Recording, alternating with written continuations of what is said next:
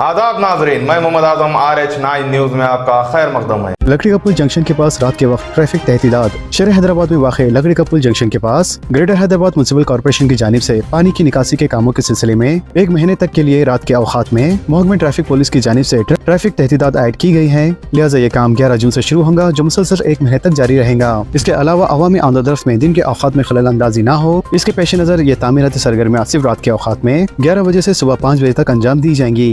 लिहाजा इसी के पेश नजर आसपास के इलाकों में भी ट्रैफिक तहदीदात आयद की गई है और शहरों से तौन की ख्वाहिश की गई है।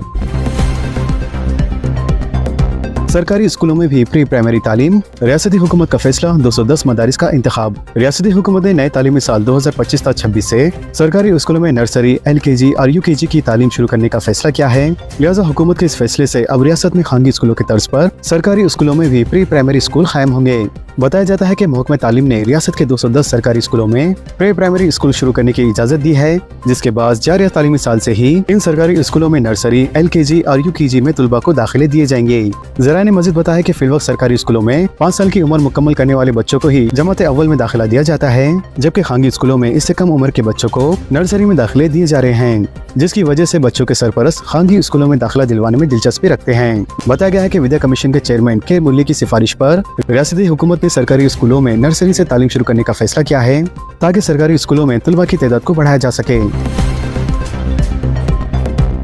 तेलंगाना में शदीद बारिश की पेश क़यासी। महकमे मौसमियात के मुताबिक आइंदा 24 घंटों के दौरान तेलंगाना के मुख्तलिफ अजला में चंद मुकामात पर शदीद बारिश होने के इम्कानात हैं। लिहाजा जिन अजला में बारिश की पेश क़यासी की गई है, इनमें जयशंकर, भोपालपल्ली, विकाराबाद और महबूबनगर शामिल हैं। इसके अलावा यौमी मौसमी रिपोर्ट के मुताबिक जुमेरात को विकाराबाद, महबूबनगर, नागा कर्नूल, नारायणपेट और जिले गदवाल में इस नौयत की सूरत हाल बरकरार रहने की तवक्को है। लिहाजा आइंदा 4 दिनों के दौरान रियासत के तमाम अजला में बाज़ मुकामात पर गरज चमक के साथ आंधी और 30 से 40 किलोमीटर फी घंटे की रफ्तार से तेज हवाएं चलने के इम्कान है। नेशनल मेरिट स्कॉलरशिप स्कीम 31 अगस्त तक दरख्वास्तों की सहूलत। डायरेक्टर सरकारी इम्तहानात ने 4 जुम्मे को इस बात की वजाहत की है कि नेशनल मेरिट स्कॉलरशिप स्कीम के लिए ताज़ा और जदीद दरख्वास्तें अपलोड करने की आखिरी तारीख 31 अगस्त 2025 मुकर्रर की गई है। लिहाजा ये दरख्वास्तें नेशनल स्कॉलरशिप पोर्टल पर अपलोड की जा सकती है। इसके अलावा तालीमी अदारों के सरबराहों से ख्वाहिश की गई है कि वो मुतल्लिका उम्मीदवारों को मुकर्रर वक्त के अंदर रजिस्ट्रेशन मुकम्मल कर लेने के लिए कहें। मज़ीद रहनुमायाना खुतूत के लिए इनकी ऑफिशियल वेबसाइट से रुजू किया जा सकता है। हिंदुस्तान में 7121 एक्टिव कोविड केसेस। हिंदुस्तान में कोविड-19 के केसों में बरतरीज इजाफा हो रहा है। लिहाजा गुज़िश्ता 24 घंटों के दौरान 306 नए इन्फेक्शन की इत्तलात मिली है, जिसके साथ ही एक्टिव केसेस की तादाद बढ़कर 7121 हो गई है। इसके साथ ही इस मुद्दत के दौरान कोरोना से 6 अमवात भी हुई है, जबकि केरला में 3, कर्नाटक में 2 और महाराष्ट्र में 1 शख्स की जान गई है। बात अगर रियासत केरला की जाए तो गुज़िश्ता 24 घंटों के दौरान 170 नए कोविड केसों का इजाफा हुआ है, जिसके साथ ही जुमला मामला बढ़ के 2223 हो गए हैं। तो वहीं दूसरी जानिब गुजरात में 114 नए इन्फेक्शन पाए गए हैं, जहां इसकी कुल तादाद 1223 हो गई है। इसी दौरान रियासत कर्नाटक में भी 109 केसेस पाए गए हैं, जहां कोरोना इन्फेक्शन की जुमला तादाद 460 हो चुकी है। इसके अलावा Indian council of medical research ने कहा है कि मौजूदा कोविड इन्फेक्शन ओमिक्रॉन की ही एक शक्ल है और ये ज्यादा शदीद नहीं है और इससे परेशानी की कोई बात नहीं है। हिंदुस्तान में वोटर लिस्ट की तैयारी दुनिया का मुश्किल तरीन काम। हर साल इंतखाबी फहरिस्त की बाकायदा नजरसानी होती है। चीफ इलेक्शन कमिश्नर का बयान। Chief election commissioner Gyanesh Kumar ने वोटर लिस्ट में मुमकिन धांधली के इल्जामात के दौरान स्टॉकहोम बैनुल-अक़वामी कॉन्फ्रेंस में एक अहम बयान देते हुए कहा है कि हिंदुस्तान में वोटर लिस्ट तैयार करना दुनिया के सबसे मुश्किल और शफाफ तरीन कामों में से एक है।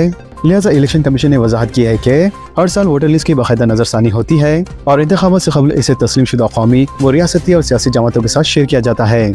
इनके मुताबिक 1960 से ही तमाम दावों, एतराज़ात और अपीलों का बाकायदा इंतजाम किया जा रहा है और वोटर फेस को सियासी जमातों के साथ मुसलसल शेयर किया जा रहा है। लिहाजा यह बयान कांग्रेस समेत कई अपोजिशन जमातों के इस इल्जाम के पस मंजर में आया है कि इंतखाबात में धांधली के लिए वोटर डेटा में छेड़छाड़ की जाती है। ज्ञानेश्वर कुमार ने कहा है कि वोटर लिस्ट की तैयारी एक ऐसा शफाफ अमल है जो इंतखाबी निज़ाम की सच्चाई और अवाम के एतमाद को मजबूत करता है। उन्होंने मज़ीद कहा है कि ये निज़ाम भारत में बरसों से इंतखाबी साख कायम रखने में कलीदी किरदार अदा करता आ रहा है। इन्होंने कहा कि ये अमल कई बैनुल-अक़वामी कॉर्पोरेशंस और हुकूमतों के मजमूई अमले से भी बड़ा होता है, जिसका मकसद 1 अरब के करीब वोटर्स को आज़ाद और मुसफ़ाना वोटिंग की सहूलत फराहम करना है। तेलंगाना में कोरोना मरीजों की तादाद में इजाफा। शहरों को वबाई अमराज से बचने के लिए एहतियात बरतने डॉक्टर्स का मशवरा। रियासत तेलंगाना में कोरोना वायरस के मरीजों की तादाद में होने वाले इजाफे को देखते हुए डॉक्टर्स ने शहरियों को इस वबाई मर्ज से एहतियात का मशवरा देना शुरू कर दिया है और कहा जा रहा है कि रियासत बिलखुसूस शहर हैदराबाद में कोरोना वायरस के मरीजों की तादाद में इजाफा रिकॉर्ड किया जाने लगा है। बताया जाता है कि तेलंगाना में कोरोना वायरस के मुतासरीन मामूली बुखार, सर्दी, खांसी और नज़ले की शिकायत के साथ खानगी डॉक्टर से रुजू हो रहे हैं, जिनका मामूल के मुताबिक अद्वियात से इलाज किया जा रहा है। लेकिन मुल्क में कोरोना वायरस के मरीजों की बढ़ती हुई तादाद को देखते हुए मरीजों को एहतियाती बरतने के अलावा कोरोना वायरस को फैलने से रोकने के इकदाम पर भी तवज्जो मरकूज की जा रही है। ज़राए के मुताबिक रियासती हुकूमत की जानिब से कोरोना वायरस के मरीजों की तादाद में इजाफे की सूरत में मरीजों को बेहतर इलाज की फरहमी और इन्हें ज़रूरी अद्वियात के अलावा ऑक्सीजन की फरहमी को भी यकीनी बनाने के इकदाम किए जा रहे हैं, जबकि शहर हैदराबाद के गांधी हॉस्पिटल में कोरोना वायरस के मरीजों के लिए अलहदा वार्ड्स भी तैयार किए जा चुके हैं। मुल्क में शदीद गर्मी का असर तवील होने के आसार। हिंदुस्तान के तमाम बड़े शहरों में इन दिनों शदीद गर्मी का सामना है और आइंदा शदीद गर्मी के अरसा मजीद और बढ़ने के आसार है। IPE ग्लोबल के मुताबिक 2023 तक मुंबई, दिल्ली, चेन्नई, सूरत, थाने, पटना और शहर हैदराबाद जैसे शहरी इलाकों में गर्मी का दौरानिया दुगना होने की उम्मीद है। वाज़ेह है कि हिंदुस्तान में गुज़िश्ता 30 वर्षों के दौरान शदीद गर्मी के दिनों में 15% इजाफा हुआ है, जबकि गुज़िश्ता एक दिहाई में 19% इजाफा देखने को मिला है। BRS में मकतूब बहरान के बाद पहली मर्तबा KCR और कविता की मुलाकात। बेटी ने वालिद का हाथ चूमा और वालिद ने बेटी को गले लगाया। फार्म हाउस पर जज्बाती मनाजिर। BRS के MLC और तेलंगाना के जागृति सदर कविता ने अपने शौहर अनिल के साथ फार्म हाउस पहुंचकर अपने वालिद KCR से मुलाकात की। लिहाजा कविता की जानिब से इनके मकतूब मंजर आम पर आ जाने के बाद कविता की KCR के साथ यह पहली मुलाकात है। लिहाजा कविता की मुलाकात सियासी हलकों में मौजू का बहस बन चुकी है। कई दिनों से BRS की सरगर्मियों से दूर रहने वाली कविता वालिद से मुलाकात की तो इनके हमरा BR भवन नहीं पहुंचे। पार्टी के जरिए ने बताया है कि दोनों बाप बेटी ने गर्मजोशी का इजहार करते हुए एक दूसरे से मुलाकात की, जबकि कविता ने अपने वालिद के हाथ चूमे और KCR ने भी अपनी बेटी को गले लगाया। इसके बाद कविता ने मीडिया से कोई बातचीत नहीं की और न ही अपने भाई KTR और साबिक वजीर हरीश राव से भी मुलाकात नहीं की। इसके अलावा सियासी तज्ज़िया निगारों का कहना है कि कविता ने अपना अलग रास्ता चुन लिया है, जिसके सबब वो BRS की सरगर्मियों से दूर रहती है और तेलंगाना जागृति को मुस्तहकम करने की कोशिश कर रही है, जबकि तेलंगाना जागृति के कायदीन इनका खैर मकदम कर रहे हैं। मैं जब तक इख्तिदार में हूँ KCR खानदान की कांग्रेस में एंट्री नहीं। चीफ मिनिस्टर रेवंत रेड्डी का बयान। तेलंगाना रियासत के चीफ मिनिस्टर रेवंत रेड्डी ने कहा है कि जब तक वो इख्तिदार में रहेंगे साबिक चीफ मिनिस्टर KCR के अफराद खानदान को कांग्रेस में दाखिला नहीं रहेगा।